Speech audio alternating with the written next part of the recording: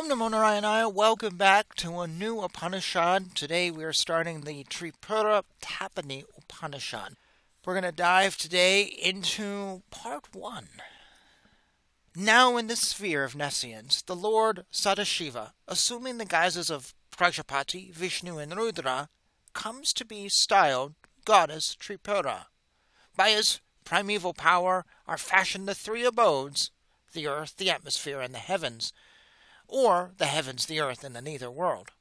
In the form of Hrim, identical with the Maya of Hara, the divine Hrilaka permeates, with her terrible might, the terminus of the 3 peaks above the junction of the 2 eyebrows, the seat of equilibrium of the 3 gunas, and the region where the world of objects is dissolved. This selfsame divinity is called Tripura. On that adorable splendor of the divine Creator we meditate. May He our thoughts inspire. May He inspire our thoughts, who beyond all darkness is. Om. Let us for all-knowing fire the Soma press, who, of our foes, the wealth consumes. As a boat over a river, so may He help us over all difficulties and all troubles. Let us adore with sacrifice the 3-eyed God, the fragrant increaser of earthly growth, like a cucumber fruit from its stalk being released. Let me be released from death and find freedom unto immortality. The Supreme Sovereign, the Goddess of the 3 cities, is the embodiment of the 3 Vedas and the supreme knowledge consisting of the 108 letters. The first 4 divisions elucidate Brahman, the second pertains to Shakti or power, the third to Shiva, the good. It is recorded that the worlds, the Vedas, the sciences, legends, codes, medical works, and astronomical treaties have all proceeded from the union of Shiva and Shakti. Now we elucidate the supreme mystery of it. The syllable Tat of the great mantra is the eternal Brahman, the supreme Lord, indefinable, impeccable, unconditioned, and unconstrained. He thinks, perceives, evolves, desires the status of consciousness. Thus the sole deity, essentially good, evolves as the visible world. In the ascetics, sacrifices, mystics, he desires, and what is desired is born. Being free from desires and impeccable, he holds sway. He puts forth letters like A, Ka, Ka, Ta, Pa, Ya, and Sa. Hence is the Lord named Desire. So technically the Lord as Desire pervades Ka. Desire alone is that Tat. Thus is karma understood. Hence it is the sense of Tat. Whosoever knows this becomes the Lord. Savitur Varenyam.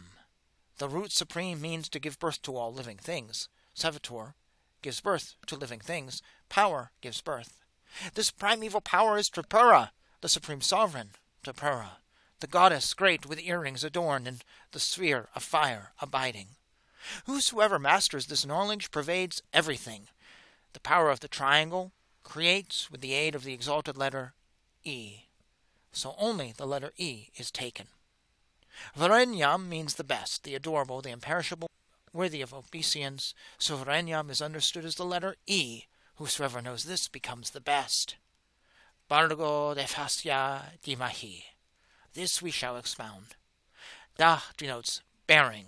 By thought is the Supreme Lord born. Bharga is the shining one that dwells in the center, the imperishable 4th letter, the immediate 4th, the all, the inmost of everything. The 4th letter I is in the middle of the words. Thus is the form of Bharga expounded, they say. So the letter I is understood as the equivalent of Bhargo Devasya Di. The exposition of Mahi, the letter in which are present greatness, inertness, and hardness, is Mahi. The letter Lah is the supreme abode. The letter Lah denotes the sphere, predominantly hard, comprising the seas, the mountains, the 7 islands, and the forests, and having a resplendent form. By Mahi, the goddess Earth is denoted. Dio Hyona Prakshoryat. May the Supreme Self, the primeval, the transcendental Sadashiva, inspire our thoughts, our luminous self, with the steadfast letter La towards the transcendental and differentiated real, which is beyond the sphere of desire for contemplation. Without verbal utterance, holding this in mind only, should one meditate. Paro Rajase Savadam. Finally, that which is other than the self becomes the supreme light, pure consciousness, the divinity dwelling in the heart, whose mark is consciousness, and which is the same as Hrim, whose abode is the heart. So the group of 5 letters, Bhavakuta, which gives rise to the 5 elements and consists of 5 sections, is clarified. Who knows thus reaps the results. Now the next group that has become Kamakala is called Kamakuta, say the wise. In the utterance of the 32 sacred syllables, Tat Saviter Varanyam, etc., Tat is the Supreme Self, Sadashiva, the imperishable, the pure, the unconditioned. The syllable Ha, setting forth the identity with Shiva, has the form of Shiva. It is held to be unarticulated, though a syllable. Thus, remaining eternal, it, Ha, indicates the power.